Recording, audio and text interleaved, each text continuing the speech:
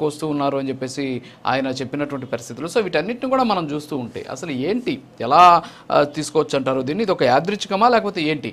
Not only Pawan Kalyan గారు, ఈరోజు రాష్ట్రంలో చాలామంది విఐపీలకు సంబంధించినటువంటి భద్రత విషయంలో చాలా ల్యాప్సెస్ జరుగుతున్నాయి. ఇటీవల జగన్మోహన్ రెడ్డి పర్యటనలో కూడా ఆయన హెలికాప్టర్ మీదకి వచ్చేసినటువంటి పరిస్థితి. సరే అది స్వయంకృతాపరాధమా లేకపోతే పోలీసుల వైఫల్యం అనేది పక్కన పెడితే, సో భద్రత అనేది చాలా ఇంపార్టెంట్ అయినటువంటి విషయం. చాలా ఈయనకి మూడంచెల భద్రత ఉంటుంది. మరి మూడంచెల భద్రత ఉన్నటువంటి వ్యక్తి మొదటి వలయంలోకి వచ్చేసినటువంటి సిచ్యువేషన్ ఆ విజువల్లో చూస్తుంటే ఏమంటారు సార్ మీరు?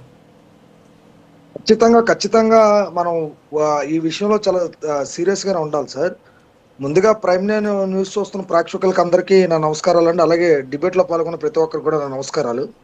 ఏదైతే పవన్ కళ్యాణ్ గారు అన్న వ్యక్తి ఒక అగ్ర కథానాయకుడు, అంటే ఒక అగ్ర కథానాయకుడు ప్లస్ ఆంధ్ర రాష్ట్రానికి దిక్సూచిగా ఈరోజు కూటమి ప్రభుత్వంలో ఒక దిశ నిర్దేశం చేసే నాయకుడి కింద ఎదుగుతున్న నాయకుడు. ఒకటైతే ఖచ్చితంగా చెప్పాలి, వైఎస్ జగన్మోహన్ రెడ్డి కుళ్ళు కుతంత్ర రాజకీయాలకి ఎప్పటి నుంచో శ్రీకారం చుడుతున్న వ్యక్తి. ఈ రోజు నుంచి జరిగింది కాదు, ఎప్పటి నుంచో జరుగుతుంది. అయితే ఇందులో ఒక విషయం అయితే ఖచ్చితంగా తీసుకోవాలి. రాష్ట్ర ముఖ్యమంత్రి వారి నారా చంద్రబాబు నాయుడు గారు కానీ, నారా లోకేష్ గారు కానీ, నరేంద్ర మోడీ గారు కూడా పవన్ కళ్యాణ్ గారికి పూర్తి భద్రత కల్పించాల్సిన బాధ్యత ఖచ్చితంగా కూటమి ప్రభుత్వం పైన ఉంది. ఎందుకంటే మాతో పాటు కలిసి నడిచే ఒక నాయకుడిని కాపాడుకోవాల్సిన బాధ్యత కూడా ఈరోజు రాష్ట్రాన్ని ఏ విధంగా అయితే నారా చంద్రబాబు నాయుడు గారు గాడిలో పెడుతున్నారో, అదే విధంగా నాయకుడి కింద మాతో పాటు నడిచే ఒక డిప్యూటీ ముఖ్యమంత్రి అయినటువంటి పవన్ కళ్యాణ్ గారిని కూడా కాపాడుకోవాల్సిన బాధ్యత పూర్తిగా మా పైన ఉంది. అయితే ఇక్కడ ఒక విషయం ఏంటంటే, పవన్ కళ్యాణ్ గారికి ప్రజా ఆకర్షణ ఎక్కువగా ఉండదు. రెండు, ఈ రాజోల ప్రాంతంలో ఆయన పర్యటన జరుగుతున్న ప్రాంతంలో అటువంటి వ్యక్తుల్ని ఎందుకు అక్కడున్న పోలీస్ వ్యవస్థ కానీ, అక్కడున్న వ్యవస్థలు కానీ ఎందుకు అలాంటి వ్యక్తుల్ని ఎలవ్ చేస్తున్నారో మాకైతే తెలియట్లేదు. అయితే ఏదైతే భద్రతా సెక్యూరిటీ పరంలో ఏదైతే లోపాలు ఉన్నాయో దాన్ని పూర్తిగా మరి హోమ్ మినిస్టర్ గారు కానీ, అనిత గారు కానీ ప్రతి ఒక్కరు కూడా దాని మీద కార్యాచరణ చేస్తున్నారు. ఏదైతే పవన్ కళ్యాణ్ గారు ఆఫీస్ నుంచి కానీ, లేకపోతే ఆయన ఇన్స్ట్రక్షన్స్ ఏదైతే సిపి గారిని కలవడం కానీ అక్కడ ఏదైతే జరుగుతుందో, ఖచ్చితంగా ఎవరైతే వ్యక్తులు పవన్ కళ్యాణ్ గారి పైన కానీ లేదా ఇతర రాజకీయ నాయకుల పైన కానీ ఎవరైతే కుట్రలు పన్నుతున్నారో ఖచ్చితంగా వారిని అయితే కటకటాలు పాలు చేసే పరిస్థితి అయితే ఖచ్చితంగా కనబడుతుంది. ఏదైనా పవన్ కళ్యాణ్ గారిని కాపాడుకోవాల్సిన బాధ్యత పూర్తిగా తెలుగుదేశం పార్టీ పైన ఉంది. కాబట్టి ఖచ్చితంగా ఆయనకి ఏదైతే సెక్యూరిటీ ఇవ్వాలో, ఏదైతే భద్రత కల్పించాలో పూర్తిగా మరి ఏదైతే ఫుల్ ఫ్లెడ్జ్డ్ సెక్యూరిటీ మేము కల్పిస్తామని చెప్పేసి మీకు తెలియజేస్తున్నాం. రెండో విషయం ఏంటంటే, పవన్ కళ్యాణ్ గారు కూడా ప్రజలతో మమేకమైపోయే వ్యక్తి, ప్రజల్లో ఒక ఆలోచన పరుడు, ప్రజల్లో ఏ అన్యాయం జరగకూడదు, ప్రజలకి అలాగే అవినీతి జరగకూడదనే ఆలోచనలో ఆయన కొద్ది దూకుడుగా ప్రవర్తించే వ్యక్తి. కాబట్టి ఖచ్చితంగా పవన్ కళ్యాణ్ గారు కూడా ఒడిదుడుకులు కూడా ఖచ్చితంగా ఆలోచించాలి. ఎందుకంటే ప్రతి మనిషిని దగ్గరికి తీసుకురాకుండా ఈరోజు మీరు చూస్తే బాలకృష్ణ గారికి కానీ, పవన్ కళ్యాణ్ గారికి కానీ సెక్యూరిటీ అవసరం లేదు. ఎందుకంటే అభిమానులే ఒక పెద్ద సెక్యూరిటీ కింద దగ్గరుండి ముందుండి నడిపించే వ్యక్తులు. కానీ కొంతమంది ఇదే అదునుగా తీసుకొని ఈరోజు పవన్ కళ్యాణ్ గారిని కానీ కొంతమందిని కానీ ఇబ్బంది పెట్టే పరిస్థితి అయితే మనం చూస్తున్నాం. ఖచ్చితంగా దీని మీద అయితే ఒక కమిటీ వేయడం జరుగుతుంది. ఖచ్చితంగా ఎవరైతే ఉన్నారో ఇందులో ఎవరైతే ఇంపార్టెంట్ ఎవరైతే ఉన్నారో వాళ్ళందరినీ కూడా కటకటాల పాలు చేస్తాం. ఎవరైతే వైసీపీ పార్టీలు ఎవరైతే ఇలాంటి తప్పుడు ఆలోచనలకు ఎవరైతే వెళ్తున్నారో వాళ్ళు మాత్రం వదిలిపెట్టే పరిస్థితి లేదు సార్.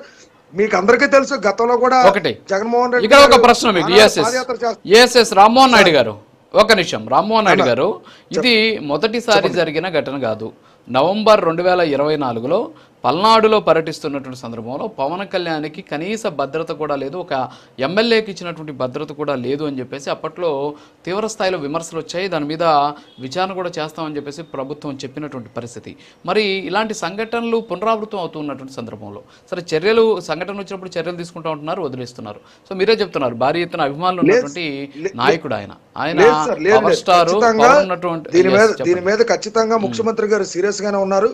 మీకు ఇంకో రెండో విషయం ఏంటంటే సార్, పవన్ కళ్యాణ్ గారికి పర్సనల్ సెక్యూరిటీ సుమారు ఒక 20 నుంచి 25 మంది ఓన్లీ పర్సనల్ సెక్యూరిటీ ఉంటారు సార్.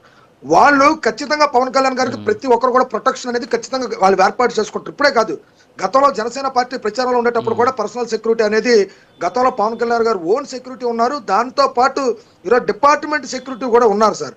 కాకపోతే పవన్ కళ్యాణ్ గారు అన్న వ్యక్తి ఎలా ఉంటుందంటే ప్రజల ఆకర్షణ ఎక్కువగా ఉన్న వ్యక్తి కాబట్టి ఖచ్చితంగా మీద పడిపోతారు సార్. ఎంత సెక్యూరిటీ మనం ఇచ్చినా సరే ఈరోజు జనాలు మీద పడే పరిస్థితి మనం చూస్తున్నాం.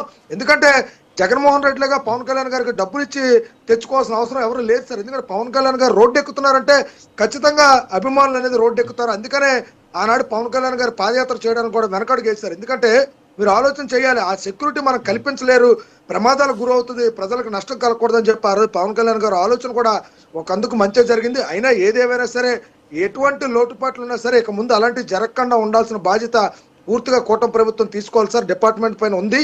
ఖచ్చితంగా ఎవరైతే తప్పు చేస్తారో ప్రతి ఒక్కరిని మాత్రం మనం కటకటాలు పాలు చేస్తాం సార్. గతంలో మీరు చూసుకుంటే జగన్మోహన్ రెడ్డి గారు ఆనాడు మరి మా నారా చంద్రబాబు నాయుడు గారు ముఖ్యమంత్రిగా ఉండేటప్పుడు ఆయన పాదయాత్ర చేస్తానంటే ఆనాడు ముఖ్యమంత్రి చంద్రబాబు నాయుడు గారు భద్రత కల్పించి పర్మిషన్ ఇచ్చిన రోజులు మీరు అందరూ గుర్తు చేసుకోవాలి సార్. ఎందుకంటే ఆనాడు పాదయాత్ర చేసిన తర్వాతే ఈ రాష్ట్రానికి జగన్మోహన్ రెడ్డి ముఖ్యమంత్రి అయ్యారు. కాబట్టి ఖచ్చితంగా భద్రత విషయంలో ఎట్టి పరిస్థితుల్లో వాళ్ళు ఎటువంటి గవర్నమెంట్ అయినా సరే, వాళ్ళు ప్రతిపక్ష నాయకుడైనా సరే కల్పించాల్సిన బాధ్యత పూర్తిగా కూటమి ప్రభుత్వం పైన ఉంది. అలాంటి లోటుపాట్లు ఏమున్నా సరే ఖచ్చితంగా తీర్చిదిద్దుతాం. ఇందులో ఏవైతే లోటుపాట్లు, ఎవరైతే తప్పులు చేస్తున్నారో వాళ్ళు మాత్రం వదిలిపెట్టే ప్రసక్తి లేదు సార్. ఎందుకంటే పవన్ కళ్యాణ్ లాంటి వ్యక్తి మాతో మరో 15-20 సంవత్సరాల పాటు మాతో జర్నీ చేయాల్సిన వ్యక్తి. ఖచ్చితంగా ఆయన కాపాడుకోవాల్సిన బాధ్యత మా పైన ఉంది. మేము కాపాడుకుంటామని చెప్పి మీకు తెలియజేస్తున్నాం సార్. Yeah, okay. చిన్నపరెడ్డి గారు గుడ్ మార్నింగ్. ఏంటి మరి పవన్ కళ్యాణ్కి సంబంధించినటువంటి భద్రత, పవన్ కళ్యాణ్ గారి పర్యటనలో మీ పార్టీకి సంబంధించినటువంటి ఒక కార్యకర్త హల్చల్. సో ఏంటి పవన్ కళ్యాణ్ గారి భద్రత విషయంలో మీ పార్టీకి సంబంధించినటువంటి వ్యక్తి వెళ్ళడానికి కారణం ఏంటి? సరే, ఆయన అభిమానంతో వెళ్ళాను అంటున్నాడు, యాదృచ్ఛికమే అయ్యుండొచ్చు బహుశా. మరి ఏంటి, ఎలా తీసుకుంటుంది మీ పార్టీ ఈ అంశాలు, ఈ విమర్శలు, ఈ ఆరోపణలు? వీటికి ఏంటి సార్ మీ పార్టీ వైపు నుంచి ఉన్నటువంటి స్టాండ్ ఏంటి? సార్ నమస్కారం సార్. ప్రైమ్ 9 వీక్షకులకు అలాగే ప్యానల్ సభ్యులందరూ కూడా నమస్కారం. పవన్ కళ్యాణ్ గారు మన రాష్ట్రానికి డిప్యూటీ సీఎంగా ఆయన 18 నెలల ప్రయాణంలో మనం ఎన్నో చూస్తా ఉన్నాం. ఒకసారి ఈ వీడియో చూసిన తర్వాత మాట్లాడదాం. 15 मिनट में बना दिया तंदूर, बदलते वक्त में लोगों ने